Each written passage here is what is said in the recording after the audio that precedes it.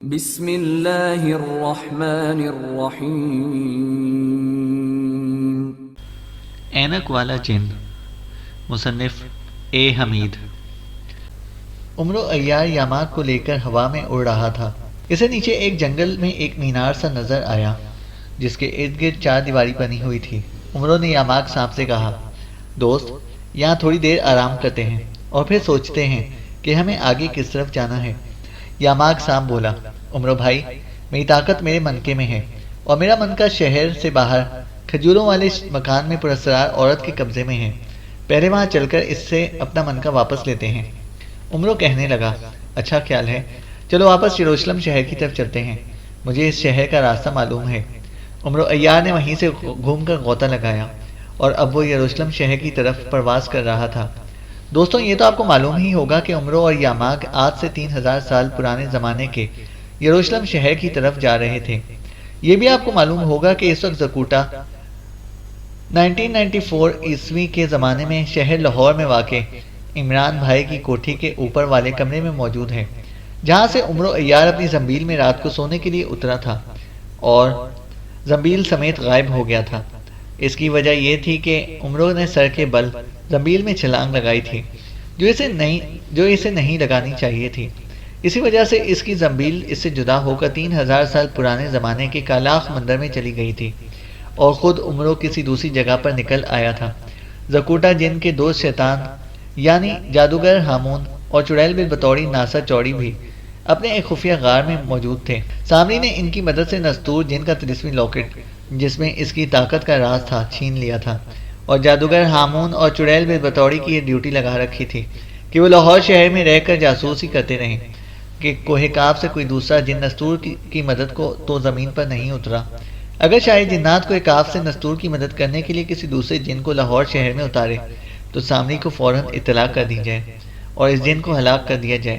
چنانچہ بل بطوری اور جادوگر ہامون اکثر بھیس بدل کر لاہور شہر کا چکر لگاتے رہتے تھے، یہ دیکھنے کے لیے کہ کہیں کوہ کاف سے نستور کی مدد کے لیے کوئی نیا جن تو نہیں آ گیا۔ دوستوں آپ کو یہ بھی یاد کرا دیں کہ نستور کا لاکٹ سامری نے چھین لیا تھا۔ نستور کی طاقت ختم ہو گئی تھی اور اس کا سر کاٹ کر سامری نے اپنی جادو نگری میں باہر لٹکا دیا تھا، مگر کامئی ناگن نستور کی لاش دروازے سے اتروا کر اپنے پاس لے آئی تھی۔ پھر اسے خلائی لڑکی شرمین کو اپنی مدد کے لیے بلایا تھا۔ شرمین کامئی ناگن اور نستور کی لاش کو اپنے خلائی سیارے پلوٹا رخ میں لے گئی تھی، جہاں پہنچ کر اس نے خلائی علاج کی مدد سے نستور کا سر اس کے جسم کے ساتھ جوڑ کر اسے زندہ کر دیا تھا۔ اس وقت نستور اور کامئی ناگن پلوٹا رخ سیارے پر شرمین خلائی لڑکی کے مہمان ہیں۔ نستور کو اپنے لاکٹ کی بھی تلاش ہے۔ لاکٹ کے بغیر نستور کی طاقت ختم ہو چکی ہے۔ اس کا لاکٹ سامری نے ایک چڑیل کو ہلاک کر کے اس کی بدرو کے حوالے کر دیا تھا اور بدرو کو کہا تھا، اے چڑیل کی بدرو، نستور کا لاکٹ میں تیرے حوالے کرتا ہوں، تو دوزخی سیارے پر جا رہی ہے، وہاں رہ کر اس لاکٹ کی حفاظت کرنا۔ اگر یہ لاکٹ تم نے گم کر دیا تو یہاں پیچھے جو تمہارے بہن بھائی اور ماں باپ ہیں ان سب کو قتل کروا دوں گا۔ چنانچہ چڑیل کی بدرو نستور کا سلیمانی لاکٹ لے کر دوزخی سیارے میں پہنچ گئی۔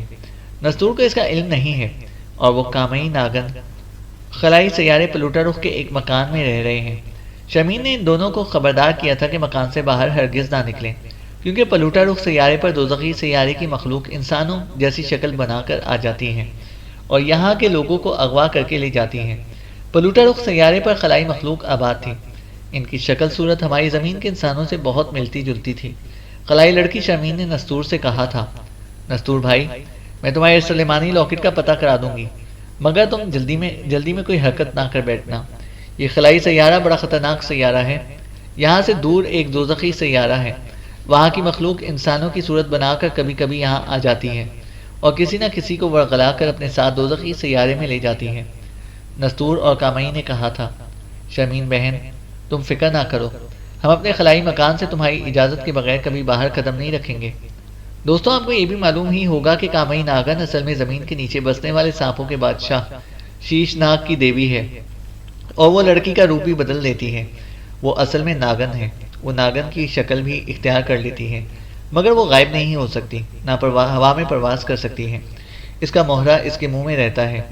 خلائی لڑکی شرمین اس کی بڑی پیاری سہیلی بن گئی ہے۔ شرمین نے کامئی ناگن کو ایک انگوٹھی دے رکھی ہے، یہ خلائی انگوٹھی ہے جس پر چھوٹا سا شفاف کرسٹل جڑا ہوا ہے۔ خلائی لڑکی شرمین نے کامئی ناگن کو یہ انگوٹھی دیتے ہوئے کہا تھا، کامئی بہن، زمین پر یا کسی بھی سیارے پر اگر تم کسی ایسی مصیبت میں پھنس جاؤ کہ کوشش کے باوجود مصیبت سے نہ نکل سکو تو تمہاری جان کو خطرہ پڑ جائے تو اس خلائی انگوٹھی کے کرسٹل کو کپڑے یا ہتھیلی پر رگڑنا، تمہاری مدد کو میں یا میرا کوئی خلائی دوست اسی وقت تمہارے پاس پہنچ جائیں گے۔ یہ خلائی انگوٹھی بھی کامئی ناگن نے اپنے منہ کے اندر اپنے ناگن والے مہرے کے ساتھ رکھی ہوئی تھی۔ پیارے دوستوں، اس وقت اینک والے جن نستور کی یہ پراسرار طلسمی کہانی اس طرح چل رہی ہے کہ نستور کا دوست اور اس ساتھی زکوٹا جن لاہور میں عمران معطر کی کوٹھی میں عمر و عیار کی واپسی کا انتظار کر رہا ہے، جبکہ اس کے دشمن یعنی چڑیل بل بطوری اور ہامون جادوگر بھی اسی شہر لاہور میں اپنے خفیہ زیر زمین غار میں ہیں اور بھیس بدل کر شہر کا چکر لگاتے رہتے ہیں۔ دوسری طرف نستور یعنی ہمارا دوست اینک والا جن زمین سے اربوں میل کے فاصلے پر کائنات کے خلائی سیارے پلوٹا رخ کے ایک خلائی مکان میں کامئی ناگن کے ساتھ بیٹھا ہے۔ اسے اپنے سلیمانی لاکٹ کی تلاش ہے۔ سلیمانی لاکٹ کے چھن جانے سے نستور کی طاقت ختم ہو چکی ہے۔ ان کی ہمدرد اور دوست خلائی شرمین نے انہیں خلائی مکان سے باہر نکلنے سے منع کر رکھا ہے، اور عمر و عیار اور یاماگ سانپ ہمارے زمانے سے بہت پہلے 3000 برس پرانے زمانے میں پہنچ چکے ہیں، اور اس وقت دونوں دوست ہوا میں پرواز کرتے ہوئے شہر یروشلم کی طرف جا رہے ہیں، جہاں ایک پراسرار جادوگرنی عورت نے یاماگ کا منکا چھین لیا تھا۔ اب ہم پہلے عمر و عیار اور یاماگ صاحب کے ساتھ سفر کرتے ہیں اور دیکھتے ہیں کہ ان کے ساتھ کیا گزرتی ہے۔ عمر و عیار نے یاماگ صاحب کو اپنی کلائی کے گرد لپیٹ رکھا تھا اور وہ اپنی زنبیل گلے میں لٹکائے گئے بھی حالت میں فضا میں پرواز کرتا شہر یروشلم کی طرف جا رہا تھا۔ دور سے اسے یروشلم کے 3000 سال پرانے شہر کے مکانوں کے آثار نظر آئے تو اسے یاماگ صاحب سے کہا، دوست، یروشلم شہر آ گیا ہے۔ یاماگ صاحب نے بھی شہر کے چمکتے ہوئے پرانی طرز کے مکانوں کو دور سے دیکھا اور کہا، اس کے شمال کی جانب سے کچھ فاصلے پر کھجوروں کے درختوں کے درمیان ایک کچا مکان آئے گا۔ جس عورت کے پاس میرا منکا ہے وہ اسی مکان میں رہتی ہے۔ عمرو بولا، ابھی چل کر پتہ کرتا ہوں کہ وہ شیطان کی نانی کیا کر رہی ہے۔ اس وقت پراسرار جادوگرنی عورت اپنے کچے مکان کی کوٹھی میں بیٹھی ہوئی تھی۔ اس کے ہاتھ میں ایک کالا سانپ تھا اور دوسرے ہاتھ میں یاماگ سانپ کا قیمتی منکا تھا۔ اس منکے کی مدد سے جادوگرنی نے زمین میں دفن کتنے ہی خزانوں کا پتہ لگا کر انہیں زمین سے نکال کر ایک جگہ چھپا کر رکھ لیا تھا۔ اب وہ کسی اور خزانے کا پتہ معلوم کر رہی تھی کہ اچانک اس کو محسوس ہوا کہ فضا میں طلسمی لہریں حرکت کرنے لگی ہیں۔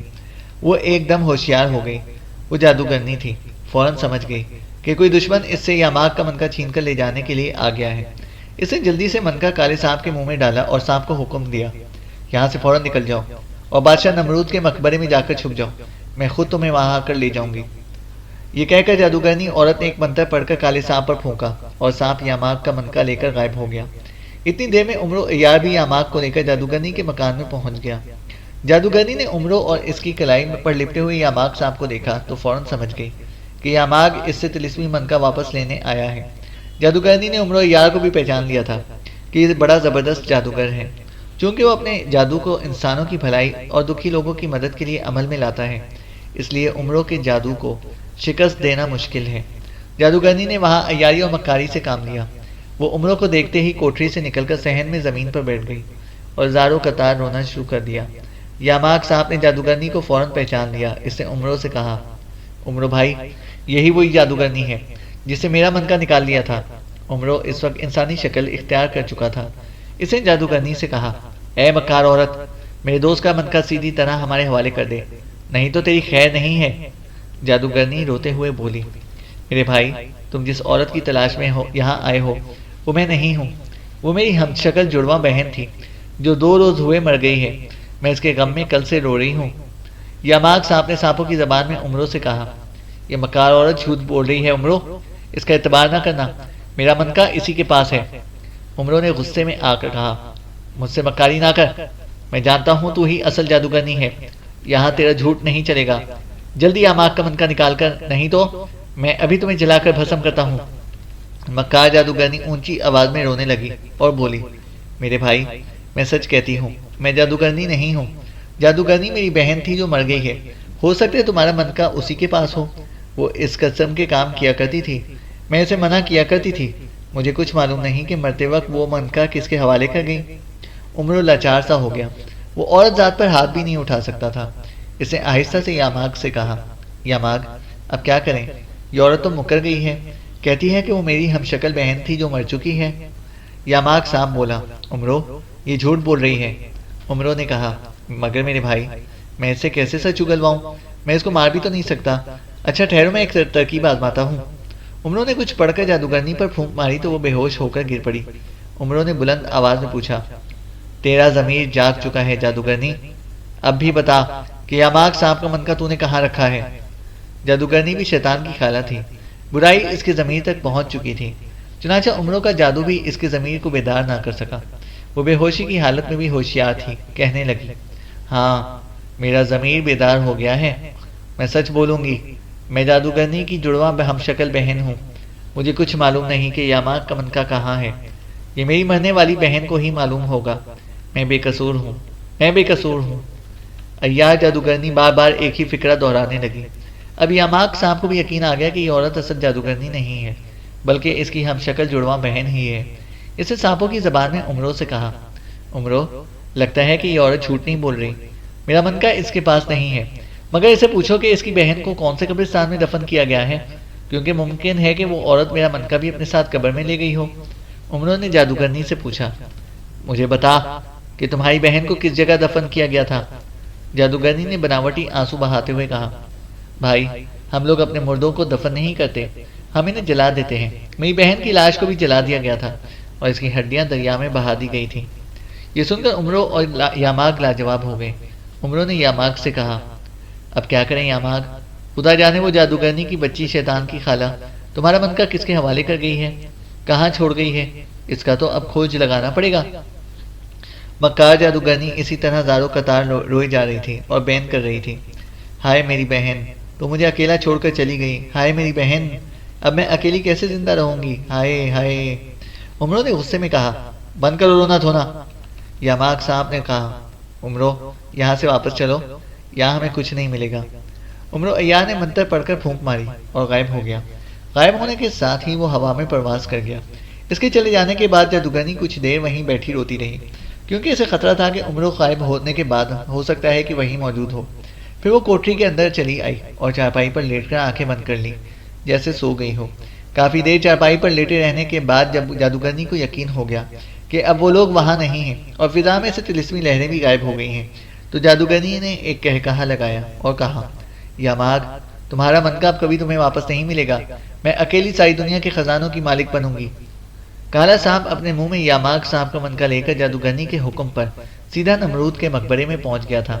نمرود بادشاہ تھا جو بڑا ظالم ہوا کرتا تھا۔ اس نے ایک سانپ پال رکھا تھا۔ وہ ہر روز اپنی شاہی جیل میں سے ایک قیدی کو نکالتا، اس کی کھوپڑی توڑتا اور اس کا مغز اپنے سانپ کو کھلاتا تھا۔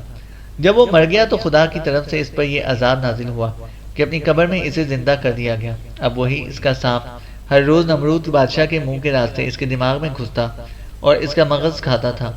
نمرود کے مردہ جسم میں صرف گردن کے اوپر جان پڑی ہوئی تھی، نیچے کا دھڑ مردہ تھا اور ہڈیوں کا پنجر بن چکا تھا، مگر گردن کے اوپر منہ اور سر اسی طرح تھے۔ جب اس کا پالتو سانپ صبح کے وقت نمرود کے منہ میں گھس کر اس کے تالو کے شگاف میں سے کھوپڑی کے اندر جا کر مغز کھاتا تو تکلیف کی وجہ سے نمرود کی چیخیں نکل جاتی، مگر قبر کے اندر اس کی چیخیں سننے والا کوئی نہیں تھا۔ کالا سانپ مقبرے میں آ کر ایک پرانی قبر کے اندر گھس کر بیٹھ گیا۔ نمرود کے سانپ کو فوراً پتہ چل گیا کہ ایک اور سانپ ساتھ والی قبر میں آیا ہے۔ وہ نمرود کی قبر کے سوراخ میں سے رینگ کر دوسری قبر میں پہنچ گیا۔ وہاں کالا سانپ جادوگرنی کے حکم سے چھپا بیٹھا تھا۔ نمرود کے سانپ نے اس کی گردن میں اپنے دانت گاڑے اور اسے گھسیٹ کر قبر سے باہر لے گیا۔ قریب ہی ایک چشمہ بہہ رہا تھا۔ نمرود کے سانپ نے کالے سانپ کو چشمے کے پتھروں میں پھینک دیا اور واپس چلا گیا۔ کالا سانپ سخت زخمی ہو چکا تھا، اس کی آدھی گردن کٹ گئی تھی۔ تھوڑی دیر زندہ رہنے کے بعد کالا سانپ مر گیا۔ اچانک ایک طرف سے کوئی مسافر گھوڑے پر سوار آیا۔ گھوڑے سے اتر کر اس سے چشمے پر ہاتھ منہ دھویا، پانی پیا۔ جب واپس جانے لگا تو اس کی نگاہ کالے مردہ سانپ پر پڑی۔ یہ مسافر ایک حکیم تھا جو مردہ سانپوں کی ایک خاص دوائی بنا کر بادشاہوں کے پاس فروخت کیا کرتا تھا۔ اسے مردہ سانپ دیکھا تو فوراً اسے اٹھا کر بوتل میں بند کیا اور تھیلی میں رکھ کر آگے روانہ ہو گیا۔ آگے دریا پڑتا تھا، یہاں مسافر بڑی کشتی میں دریا پار کرتے تھے۔ مسافر بھی کالے سانپ کی بوتل لے کر کشتی میں سوار ہو گیا۔ اسے بالکل معلوم نہیں تھا کہ کالے سانپ کے منہ میں یاماک سانپ کا قیمتی منکا ہے۔ دریا چڑھا ہوا تھا، پانی کی موجیں بڑے زور سے بہہ رہی تھیں۔ جب کشتی دریا کے درمیان میں پہنچی تو ایک طرف سے بڑی اونچی لہر آئی، کشتی سے بڑے زور سے ٹکرائی اور کشتی الٹ گئی۔ سارے مسافر دریا میں گر پڑے، وہاں طوفان مچ گیا۔ مسافر بھی دریا میں غوطے کھانے لگا۔ اس کا سامان اور کالے سانپ والی بوتل بھی دریا میں گر گئی۔ وہ خود تو کسی طرح تیر کر دریا پار کر گیا، مگر بوتل کو دریا کی طوفانی لہریں بہا کر کہیں سے کہیں لے گئیں۔ جادوگرنی تھوڑی دیر بعد نمرود کے مقبرے میں کالے سانپ کے منہ سے اپنا منکا واپس نکالنے گئی تو وہاں کالا سانپ کہیں بھی نہ ملا۔ اس نے کالے سانپ کو بہت تلاش کیا، مگر وہ اسے کہیں نہ مل سکا۔ جادوگرنی اپنے سر کو پیٹتی واپس چلی گئی۔ عمرو عیار اور یاماک صاحب بھی مایوس ہو کر واپس جا رہے تھے۔ عمرو ہوا میں اڑ رہا تھا، یاماک صاحب اس کی کلائی سے لپٹا ہوا تھا۔ عمرو کہنے لگا، میرا خیال ہے کہ میں شگوفہ جادوگرنی کو بلا کر پوچھتا ہوں کہ منکا کہاں چلا گیا ہے۔ عمرو نیچے اتر آیا۔ اس نے یاماک صاحب کو اپنے پاس ہی زمین پر بٹھا دیا، خود ایک خاص منتر پڑھ کر پھونکا تو سامنے درخت کے نیچے تنے پر شگوفہ جادوگرنی کی شکل آ گئی۔ شگوفہ جادوگرنی نے پوچھا، عمرو کیا بات ہے، تم نے مجھے کیوں یاد کیا؟ عمرو نے ساری بات بیان کر دی۔ شگوفہ جادوگرنی بولی، عمرو تمہارے دوست یاماک کا منکا لے کر ایک کالا سانپ نمرود کے مقبرے میں گیا تھا، مگر نمرود کے سانپ نے اسے ہلاک کر کے چشمے پر پھینک دیا۔ اب کالا سانپ ایک بوتل میں بند ہے، وہ مر چکا ہے۔ اس کے منہ میں یاماک سانپ کا منکا ہے اور وہ بوتل دریا کی لہروں پر بہتی بہتی اٹلانٹک سمندر میں پہنچ گئی ہے۔ عمرو نے کہا، کیا تم ہمیں وہاں پہنچا سکتی ہو؟ شگوفہ جادوگرنی نے کہا، افسوس عمرو، میری اتنی طاقت نہیں ہے۔ اٹلانٹک سمندر کے نیچے آج سے 2000 سال پہلے پورا ایک شہر سمندر میں دفن تھا، جو سمندر کے نیچے غرق ہو گیا۔ اب اس شہر پر بدروحوں کا طلسم اور آسیب چھایا ہوا ہے، جس کی وجہ سے کوئی بھی جہاز اس طرف جاتا ہے تو چکر کھانے لگتا ہے اور پھر غرق شدہ گناہ گاروں کا شہر اسے نیچے کھینچ لیتا ہے۔ ہمارا بھی طلسم وہاں نہیں چلتا۔ کالے سانپ والی بوتل سمندر میں غرق شدہ شہر کے اوپر پہنچنے والی ہے۔ عمرو عیار نے کہا، کیا تم مجھے وہ راستہ بتا سکتی ہو جو غرقاب شہر کے سمندر کی طرف جاتا ہے؟ شگوفہ جادوگرنی نے عمرو کو اٹلانٹک سمندر کا سارا راستہ بتا دیا۔ جب وہ جانے لگی تو عمرو نے اس سے نستور جن کے بارے میں پوچھا کہ وہ اس وقت کہاں ہے۔ شگوفہ جادوگرنی بولی، وہ کسی ایسی جگہ پر ہے جہاں ہمارا طلسم نہیں پہنچ سکتا۔ تم اس سے اندازہ لگا سکتے ہو کہ وہ کہاں ہوگا؟ یاماک صاحب نے عمرو سے پوچھا، اس سے پوچھو کیا وہ کسی خلائی سیارے میں ہے؟ عمرو نے یہ سوال پوچھا تو شگوفہ جادوگرنی نے کہا، میرا خیال ہے کہ وہ کسی خلائی سیارے ہی میں ہوگا۔ اتنا کہہ کر شگوفہ جادوگرنی غائب ہو گئی۔ عمرو عیار نے یاماک صاحب سے کہا، چلو اٹلانٹک سمندر کی طرف چلتے ہیں۔ عمرو نے یاماک صاحب کو کلائی کے ساتھ لپیٹا اور ہوا میں اڑ گیا۔ عمرو عیار دریا کے اوپر اڑتے ہوئے سمندر پر پہنچ گیا۔ اسے دیکھا کہ نیچے نیلے رنگ کا بہت بڑا سمندر ٹھاٹے مار رہا تھا۔ اسے یاماک سے کہا، ہم اٹلانٹک سمندر پر آ گئے ہیں، لیکن مجھے کالے سانپ کی بوتل کہیں نظر نہیں آ رہی۔ یاماک بولا، اسے تلاش کرنا بڑا ضروری ہے عمرو بھائی۔ عمرو نے کہا، اس لیے تو ہم یہاں آئے ہیں۔ عمرو عیار سمندر کے اوپر اڑتا چلا جا رہا تھا۔ اچانک ایک جگہ پر پہنچ کر اسے ایک زبردست جھٹکا لگا اور وہ نیچے گرنے لگا۔ اس نے چلا کر کہا، یاماک، یہاں گناہ گاروں کا شہر غرق ہے، اس شہر کی آسیبی کشش مجھے نیچے کھینچ رہی ہے۔ یاماک نے گھبرا کر کہا، عمرو مجھے لے کر اپنی زنبیل میں گھس جاؤ۔ عمرو نے کہا، میرے ہاتھ سن ہو گئے ہیں، میں کچھ نہیں کر سکتا، بڑی ظالم مقناطیسی کشش ہے۔ اس کے ساتھ ہی عمرو عیار اس طرح سمندر میں گر گیا جس طرح کوئی جہاز جس کا انجن خراب ہو جائے لڑکھنیاں کھا کر سمندر میں گر جاتا ہے۔ سمندر میں گرتے ہی جیسے کوئی عمرو عیار نے ایک جادوئی منتر پڑھنے کی کوشش کی، مگر عجیب بات ہوئی کہ اس کو منتر بھی بھول گیا۔ وہ سمندر کی گہرائیوں میں اترتا جا رہا تھا۔ پھر اس نے دیکھا کہ وہ ایک ڈوبے ہوئے شہر کے ایک محل کی چھت پر آ گیا ہے۔ آسیبی کشش نے اسے محل کی چھت پر لا کر پھینک دیا تھا۔ عمرو نے اٹھ کر چلنے کی کوشش کی تو اسے محسوس ہوا کہ اس کے پاؤں من بھاری ہو گئے ہیں۔ وہ بڑی مشکل سے قدم اٹھا کر چھت کے زینے تک آ کر رک گیا۔ یاماک صاحب بھی پریشان تھا، سمندر کے پانی میں ان کا وزن بہت بھاری ہو گیا تھا۔ یاماک صاحب بھی عمرو کی کلائی سے لپٹا ہوا بڑی مشکل سے حرکت کر سکتا تھا۔ اسے عمرو سے کہا، یہاں ہمارا وزن کیوں اتنا زیادہ ہو گیا ہے عمرو؟ عمرو نے کہا، میرا خیال ہے کہ یہ شہر کے گناہ گار لوگوں کے گناہوں کا بوجھ ہے جسے ہمیں اپنی گرفت میں لے لیا ہے۔ ہم ان گناہ گاروں کے آسیب کے شکنجے میں پھنس چکے ہیں۔ یاماک بولا، افسوس، ہمیں منکا بھی نہ ملا اور ہم اس نئی مصیبت میں بھی پھنس گئے۔ عمرو عیار نے کہا، گھبرانے سے کچھ نہیں ہوگا، یہ تو ہمارے ساتھ ہوتا ہی رہتا ہے۔ خدا نے چاہا تو ہم اس گناہ گار غرق شدہ شہر سے ضرور نجات حاصل کر لیں گے اور تمہارا منکا بھی ہمیں مل جائے گا۔ یاماک نے کہا، اس محل کے نیچے چلتے ہیں۔ دیکھتے ہیں کہ اس کے اندر کیا ہے۔ عمر عیار بڑی مشکل سے اپنے ایک ایک من وزنی پاؤں کو اٹھا کر زینہ اترنے لگا۔ جب وہ نیچے پہنچا تو کیا دیکھتا ہے کہ پانی میں ڈوبے ہوئے محل میں دربار لگا ہے۔ بادشاہ کا ڈھانچہ درخت پر بیٹھا ہے، ارد گرد درباریوں کے ڈھانچے کرسیوں پر بیٹھے ہیں۔ ان ڈھانچوں پر چھوٹی چھوٹی مچھلیاں چمٹی ہوئی ہیں، جس طرح میٹھی چیز پر مکھیاں چمٹی ہوتی ہیں۔ عمرو یہ دیکھ کر حیرت سے بولا، کیا ماغ، دیکھو یہ ان لوگوں کو ان کے گناہوں کی سزا ملی ہے۔ انسان کو ہمیشہ گناہ سے بچنا چاہیے اور نیک کام کرتے رہنے چاہیے، نہیں تو وہ قیامت تک عذاب میں مبتلا رہتا ہے۔ عمر عیار کو محسوس ہوا کہ محل میں آنے سے اس کے پاؤں کچھ ہلکے ہو گئے ہیں، زمین کی کشش بھی کم ہو گئی ہے، اب وہ آسانی سے چل سکتا تھا۔ اس نے یاماغ سے کہا، خدا نے بڑی مہربانی کی ہے یاماغ، ہم پر آسیبی شہر کا آسیب کم ہو گیا ہے۔ عمرو محل سے باہر نکلا اور غرق شدہ شہر کے بازاروں میں پھرنے لگا۔ بازاروں میں دکانیں کھلی تھیں، لوگ دکانوں کے باہر جس طرح غرق ہونے سے پہلے کھڑے تھے اسی طرح کھڑے رہ گئے تھے، اور اب غرق ہونے کے بعد ان کے ڈھانچے ہی باقی تھے۔ دکانوں پر بھی دکانداروں کے ڈھانچے بیٹھے ہوئے تھے۔ ایک آدمی گھوڑے پر سوار تھا، مگر گھوڑے کا بھی ڈھانچہ اور گھڑ سوار کا بھی ڈھانچہ باقی رہ گیا تھا۔ عمرو عیار ایک گلی میں سے گزر رہا تھا کہ اسے کسی چیز کے گرنے کی آواز سنائی دی۔ عمرو نے پلٹ کر دیکھا تو اسے گلی میں اوپر سے ایک بوتل نیچے آتی دکھائی دی۔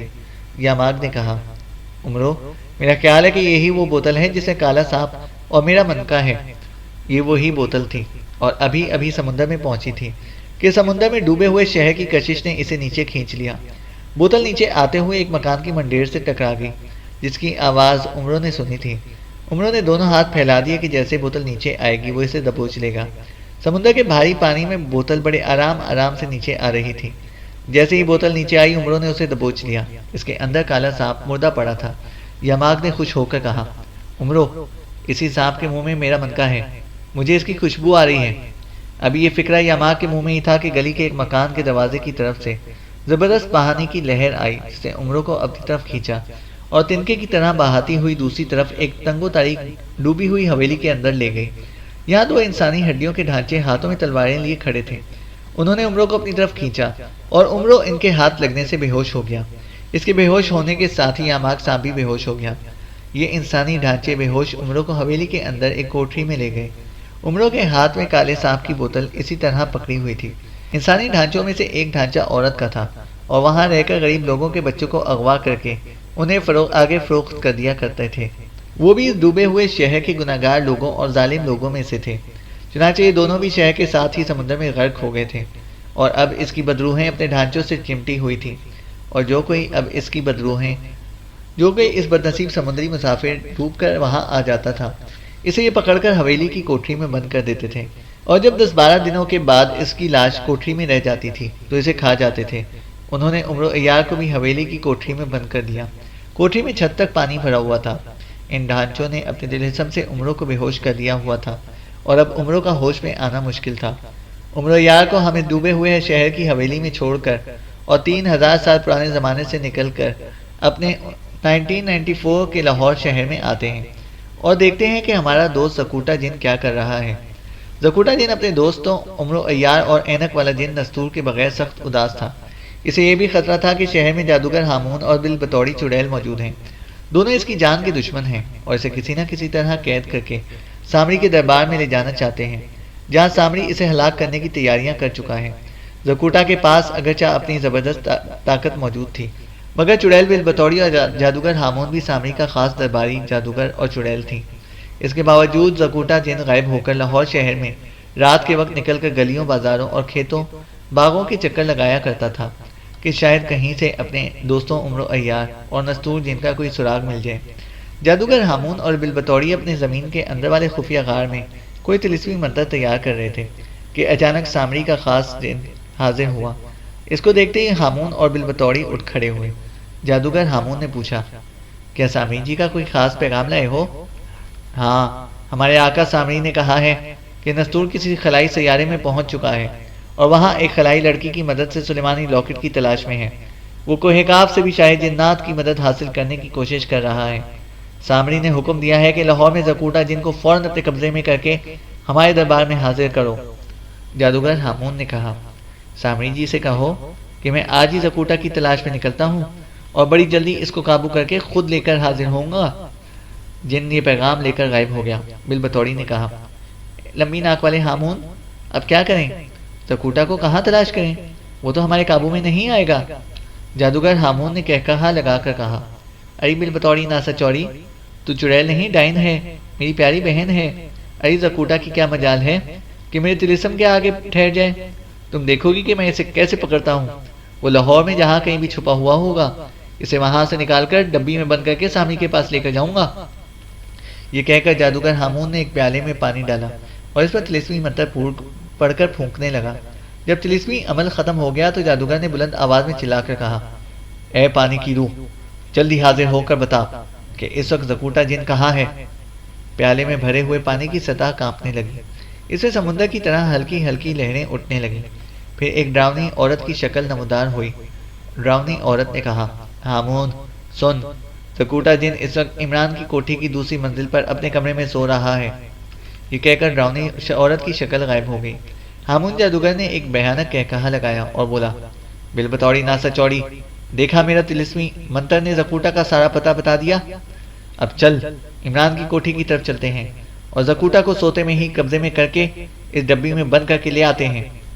جادوگر ہامون نے لکڑی کی ایک چھوٹی سی ڈبی اٹھا کر اپنی جیب میں رکھ لی اور چڑیل بالبطوری کا ہاتھ پکڑا اور منتر پڑھا اور دونوں غائب ہو گئے۔ اس وقت لاہور شہر میں آدھی رات گزر چکی تھی۔ زکوٹا جن اپنے دوستوں عمر و عیار اور نستور کو یاد کرتا ہوا سو گیا تھا۔ اچانک اس کی آنکھ کھل گئی۔ اس کو محسوس ہوا کہ باہر چھت پر کوئی بھاری چیز گری ہے، ساتھ ہی اسے طلسمی لہریں محسوس ہونے لگیں۔ وہ بستر پر سے اچھلا اور چھلانگ لگا کر چھت پر آ گیا۔ کیا دیکھتا ہے کہ سامنے جادوگر ہامون اور چڑیل بالبطوری کھڑے ہیں۔ زکوٹا نے زور سے نعرہ لگایا، زیبینوف، مجھے کہاں بتاؤ، میں کیا کروں، میں کس کو کھاؤں؟ جادوگر ہامون نے فوراً منتر پڑھ کر ایک خنجر زکوٹا کی طرف پھینک دیا۔ زکوٹا اچھل کر ہوا میں کھڑا ہو گیا اور چلا کر بولا، ہامون اور بالبطوری، میں تم دونوں کو کھا جاؤں گا۔ زکوٹا جن نے ہاتھ ہوا میں گھمایا، اس کے ہاتھ میں ایک تلوار آ گئی۔ اس نے تلوار کو زور سے جادوگر کی طرف پھینکا۔ ہامون نے منتر پڑھ کر اور تلوار ہوا میں دو ٹکڑے ہو کر گر پڑی۔ ہامون نے کہا لگایا، زکوٹا آج تو مجھ سے نہیں بچ سکے گا۔ زکوٹا ہوا میں غائب ہو گیا۔ ہامون جادوگر اور چڑیل بالبطوری بھی غائب ہو گئے۔ غائب ہونے کے بعد بھی وہ ایک دوسرے کو دیکھ رہے تھے۔ زکوٹا کوٹھی کے اوپر کافی بلندی پر چلا گیا۔ جادوگر ہامون اس کے پیچھے پیچھے اوپر آ گیا۔ زکوٹا نے گھوم کر غوطہ لگایا تو اس کے منہ سے آگ کے شعلے نکل کر جادوگر پر پڑے۔ جادوگر نے ہاتھ آگے کر دیا، اس کے جادو کے زور سے شعلے فوراً بجھ گئے۔ بالبطوری نے پیچھے سے آ کر زکوٹا کی ٹانگ اپنے منہ میں ڈبا لی۔ زکوٹا نے نعرہ لگایا، زیبینوف، اور ٹانگ کو زور سے جھٹکا۔ بالبطوری ہوا میں کلابازیاں کھاتی دور چلی گئی۔ زکوٹا تاروں بھری رات میں فضا میں غوطہ لگا کر راوی کے پل کی طرف ہو گیا۔ جادوگر ہامون اور بالبطوری اس کے پیچھے آئے۔ جادوگر ہامون تیزی سے اڑتا ہوا ایک دم سے زکوٹا کے سر پر پہنچ گیا۔ اوپر سے اس نے منتر پڑھ کر پھونکا اور زکوٹا کے سر پر آگ کا گولا آ کر لگا۔ زکوٹا نے بھی پوری طاقت سے زیبینوف کا نعرہ لگایا اور تیزی سے غوطہ لگا کر آسمان پر دور نکل گیا۔ جادوگر ہامون نے بالبطوری کو چلا کر کہا، بالبطوری، زکوٹا جانے نہ پائے۔ بالبطوری نے چیخ کر جواب دیا، لمبی ناک والے ہامون، تو فکر نہ کر، میں اسے کچا کھا جاؤں گی۔ بالبطوری تھوشوں کر کے بڑی تیزی سے اڑتی ہوئی زکوٹا کے اوپر پہنچ گئی اور اتنی زور سے چیخ ماری کہ زکوٹا کا سارا جسم لرز گیا۔ زکوٹا نے دل میں کہا، یا خدا، تو جانتا ہے کہ میں انسانوں کا دوست جن ہوں، بچوں کے کام آتا ہوں، بچوں کو پیار کرتا ہوں، انہیں نیکی کا سبق سکھاتا ہوں۔ یہ جادوگر اور چڑیل شیطان ہیں، ان سے مجھے تو ہی بچا سکتا ہے۔ اس کے ساتھ ہی زکوٹا نے زیبینوف کا نعرہ لگایا اور اس کے جسم سے شرارے اڑ اڑ کر جادوگر ہامون اور بالبطوری پر گرنے لگے۔ جادوگر اور چڑیل کے جسم جلنے لگے، وہ چیختے چلاتے غائب ہو گئے۔ زکوٹا نے خدا کا شکر ادا کیا کہ شیطانی طاقتیں بھاگ گئیں۔ اس نے ہوا میں غوطہ لگایا اور نیچے اتر آیا۔ جہاں وہ اترا وہ جہانگیر کا مقبرہ تھا۔ تاروں بھری رات میں جہانگیر کا مقبرہ خاموش تھا، بڑا پرسکون نظر آ رہا تھا۔ زکوٹا مقبرے کے باغیچے میں جس حالت میں بیٹھ کر سوچنے لگا کہ اسے کیا کرنا چاہیے کہ اس کے دوست عمر و نستور بھی مل جائیں اور جادوگر ہامون اور بالبطوری کی شیطانی طاقتوں کو بھی شکست دے دی جائے۔ سب سے پہلے اسے اپنے دوستوں سے ملنے کی فکر تھی۔ وہ کافی دیر سوچتا رہا مگر کوئی ترکیب اس کے ذہن میں نہ آئی۔ وہ مقبرے کے باغ سے اٹھا اور آہستہ آہستہ چلتا دریائے راوی کے پل پر آ گیا۔ وہ غیبی حالت میں تھا اور کوئی اسے دیکھ نہیں سکتا تھا۔ زکوٹا سوچ میں ڈوبا پل پر آ کر کھڑا ہو گیا اور دریا کی لہروں کو دیکھنے لگا۔ جن میں تاروں کا عکس نظر آ رہا تھا۔ اچانک اس کے قریب سے ایک کار گزری۔ کار کے اندر سے کسی عورت کے چلانے کی آواز آئی۔ عورت چیخ چیخ کر کہہ رہی تھی، مجھے بچاؤ، مجھے بچاؤ، مجھے بدماشوں سے بچاؤ۔ زکوٹا نے کار کی طرف دیکھا۔ کار دریا کے پل پر پہنچ گئی تھی۔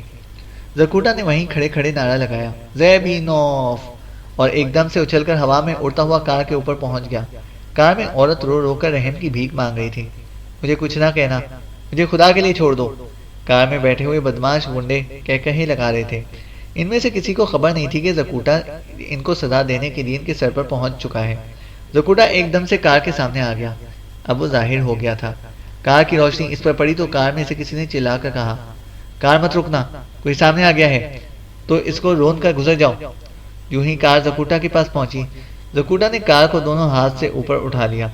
کار اس کے سر کے اوپر اس کے ہاتھوں میں تھی اور اس کے چاروں پہیے زور زور سے گھوم رہے تھے، اور کار کے دروازوں میں سے کنڈے اپنے حیرت زدہ چہرے نکال کر زکوٹا کو اور نیچے پل کو دیکھ رہے تھے۔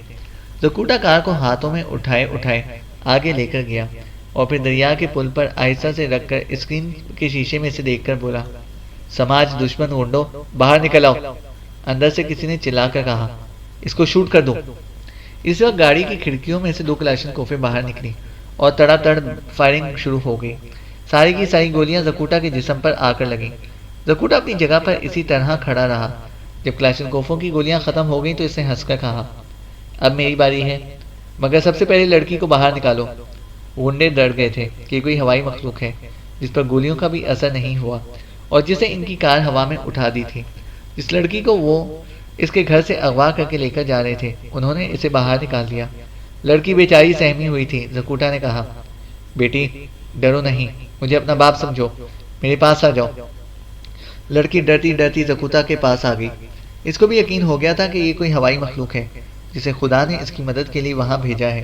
زکوٹا نے لڑکی کو اپنے پیچھے کھڑا کر لیا اور گنڈوں سے کہا، اب تم کار سے باہر آ جاؤ۔ یہ 4 گنڈے تھے جن کی شکلیں ہی جرائم پیشہ ڈاکوؤں جیسی تھیں۔ وہ پیشہ ور ڈاکو اور قاتل تھے۔ ان کا کام ہی ڈاکے مارنا، قتل کرنا اور عورتوں کو اغوا کر کے آگے بیچ دینا تھا۔ اب وہ نہ جانے کتنے آدمیوں کو قتل کر چکے تھے۔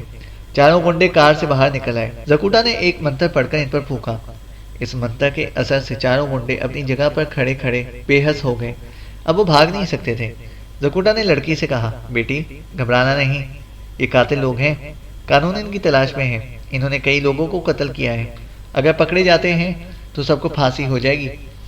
اب میں انہیں ان کے جرم کی سزا دے رہا ہوں۔ زکوٹا نے ایک گنڈے کو پکڑ کر اس کی گردن پر زور سے ہاتھ مار کر اس کی گردن کو توڑا اور لاش دریا میں پھینک دی۔ اسی طرح زکوٹا نے 4 قاتلوں کی گردنیں توڑ کر ان کی لاشوں کو دریا میں پھینک دیا۔ پھر لڑکی سے کہا، بیٹی چلو میں تمہارے گھر چھوڑ کر آتا ہوں۔ لڑکی بڑی سہمی ہوئی تھی۔ زکوٹا نے گاڑی بھی دریا میں پھینک دی اور لڑکی سے کہا، بیٹی میرا ہاتھ پکڑو اور مجھے بتاؤ کہ تمہارا گھر کہاں ہے۔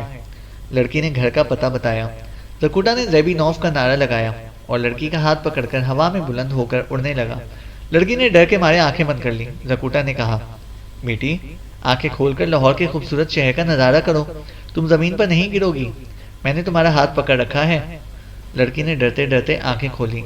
اسے ایسا لگا جیسے وہ ہوائی جہاز میں سفر کر رہی ہے اور ہوائی جہاز کی کھڑکیوں کے نیچے لاہور شہر کی روشنیوں کا نظارہ کر رہی ہے۔ جب لڑکی کا گھر آیا تو زکوٹا نیچے اتر آیا۔ سامنے لڑکی کی کوٹھی تھی جہاں لڑکی کے ماں باپ اور بھائی سخت پریشانی کی حالت میں بیٹھے پولیس کو فون کرنے کی کوشش کر رہے تھے۔ زکوٹا جن لڑکی کا ہاتھ پکڑ کے کمرے میں داخل ہوا اور بولا، پولیس کو فون کرنے کی ضرورت نہیں، جو کام پولیس بھی نہیں کر سکتی تھی وہ میں نے کر دیا ہے۔ آپ کی بیٹی کو میں بالکل محفوظ حالت میں ڈاکوؤں سے چھڑا کر لے آیا ہوں۔ لڑکی کو دیکھ کر سب نے اسے گلے لگایا۔ لڑکی کا باپ، ماں اور بھائی سبھی زکوٹا کو حیرانی سے دیکھ رہے تھے۔ زکوٹا کے سر پر سینگ نکلے ہوئے تھے۔ لڑکی کے باپ نے ڈرتے ڈرتے اس کا شکریہ ادا کیا اور پوچھا، کیا تم جن ہو میرے بھائی؟ زکوٹا نے کہا، جی ہاں میں زکوٹا جن ہوں، میں غریبوں اور دکھی انسانوں کا دوست ہوں، زیبینوف۔ اور زکوٹا نعرہ لگا کر غائب ہو گیا۔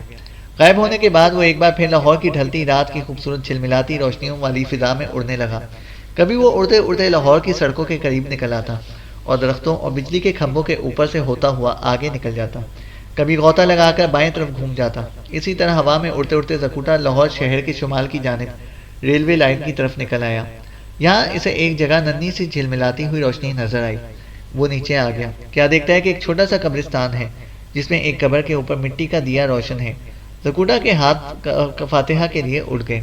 اسے فاتحہ پڑھ کر ہاتھ اپنے چہرے پر پھیرے اور کلمہ شریف کا ورد کرنے لگا۔ اچانک اسے یوں لگا جیسے کسی نے اس کے کان کے قریب آ کر سرگوشی میں کچھ کہا ہے۔ زکوٹا نے گردن موڑ کر دیکھا، اس کے پاس کوئی بھی نہیں تھا۔ جب وہ چلنے لگا تو اسے کسی عورت کی بڑی صاف آواز سنائی دی، زکوٹا، تمہارا دوست عمرو عیار اس وقت بڑی مصیبت میں ہے، جا کر اس کی مدد کرو۔ زکوٹا نے سوال کیا، میری بہن عمرو عیار کہاں ہے؟ میں اس کی مدد کیسے کر سکتا ہوں؟ عورت کی آواز سنائی دی، میری قبر کے سرہانے کی طرف ایک راستہ نیچے اترتا ہے، اس طرف سے نیچے اتر جاؤ۔ زکوٹا قبر کے سرہانے کی طرف گیا۔ وہاں ایک چھوٹا سا شگاف بنا ہوا تھا۔ زکوٹا اس کے اندر اتر گیا۔ نیچے ایک چھوٹا سا دالان تھا جس کی دیوار پر سمندر کی ایک تصویر لگی ہوئی تھی۔ عورت کی آواز آئی، عمرو عیار اس سمندر کے نیچے ڈوبے ہوئے شہر میں ہے، تصویر کے اندر داخل ہو جاؤ۔ زکوٹا نے اللہ کا نام لیا اور تصویر کے چوکھٹے میں داخل ہو گیا۔ اس کے بعد کیا دیکھتا ہے کہ چاروں طرف سمندر ہی سمندر ہے اور وہ اس کی موجوں پر باہر چلا جا رہا ہے۔ چینل کو سبسکرائب کریں اور بیل آئیکن کو پریس کریں تاکہ ہماری ہر اپڈیٹ آپ کو بر وقت مل سکے۔